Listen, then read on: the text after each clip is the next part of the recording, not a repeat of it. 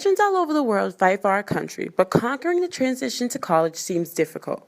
We hear from one student who talks about his experience coming back from duty. Trying to find a place to live. I had to live in a dorm my first year back. Didn't like it because it's just like putting a bunch of kids that just got loose from their parents. They're gonna do it. They just want to go and live life.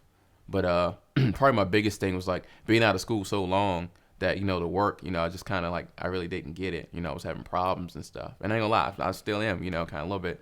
It was a lot of restrictions, a lot of rules, and I'm like, come on, I'm 23 years old.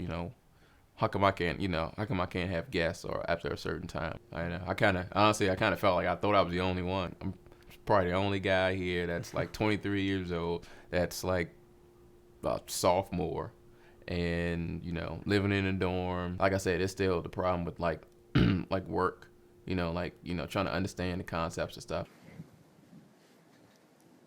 There's plenty of help for veterans. There's programs, support groups, and funds. But is that really enough? When's the money coming in? We kind of need this, pay my insurance, it's things that need to be paid, It's not like, I went out and I needed to go buy a new TV or something. I can live without a TV, but, you need to keep your lights on and need to pay your car insurance because it can mess you up in the long run. So, we had to do that, and it was no telling when the checks were coming in until they said we're doing this $3,000 emergency fund. Yeah, emergency check. It was well worth it.